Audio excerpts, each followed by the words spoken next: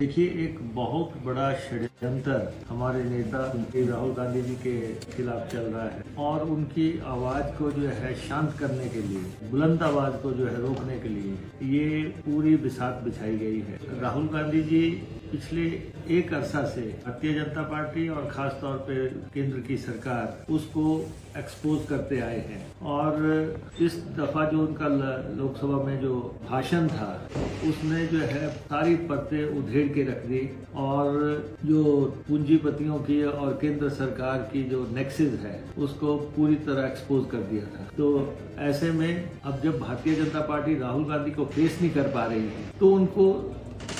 पहले संसद में बोलने नहीं दिया गया, अब उनका संसद में आने का रास्ता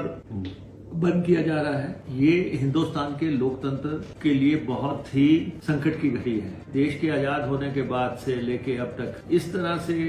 कभी भी किसी गवर्नमेंट ने तानाशाही से एक्ट नहीं किया है कि अपने राजनीतिक विरोधियों को, आप अगर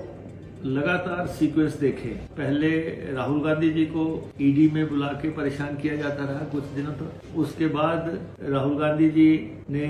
जो विदेश में बात रखी उसको डिस्टॉर्ट करके जो है देश में पेश करने की कोशिश की और अब उनको जो है संसद में आने से ही रोकने का जो तरीका अपनाया गया है बेहद खेदजनक है। इसके बहुत गंभीर नतीजे निकलने हैं। राहुल गांधी अकेले नहीं है, इस देश की जनता ने बहुत चुनौतियों का सामना किया है और मुझे लगता है कि वो घड़ी आ गई है। हम पहले से ही अप्रीहेंड कर रहे थे कि राहुल जी को जिस तरीके से घेरने की कोशिश हो रही थी, इसके पीछे पूरी राजनीतिक साजिश है, राजनीतिक बिसात है ये। और चाहे फैसले अदालत में हुए हों, चाहे फैसले कहीं दूसरी जगह हुए हों, लेकिन राहुल गांधी उस परिवार से हैं जिन्होंने दो लोग जो है इस देश की खातिर शहीद हुए हैं। श्रीमती इंदिरा गांधी ने इस देश की एकता अखंडता की खातिर जान दी। श्री राजीव गांधी उन्होंने जो है अपने प्राणों की आहुति दी। आज ये परिवार जो है जिसने कभी भी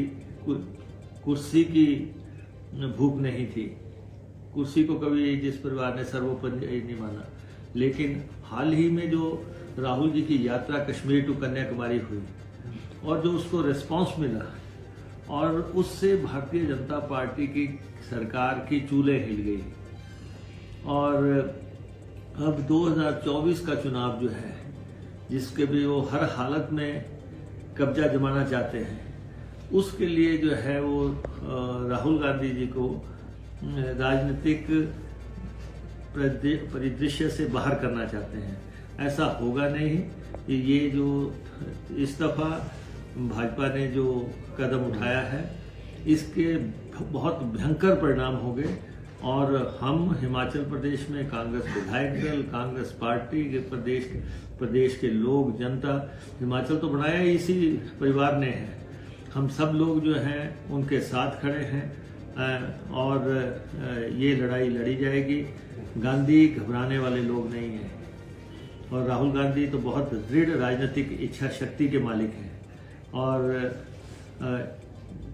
उनके सदस्यता रद्द करने से जो है अगर केंद्र सरकार सोचती है कि मामला समाप्त हो जाएगा, ये अंत नहीं, ये शुरुआत है। तो इस नहीं, आप देखिए देश में लोकतंत्र कहाँ रहा। लोकतंत्र, हिंदुस्तान के लोकतंत्र पे बहुत ही संकट के बादल मंडरा रहे। सरकारें बहुत आई, सरकारें बहुत गई, लेकिन जिस तरीके से राजनीतिक विरोधियों को जो है साजिशों के तहत जो है समाप्त करने की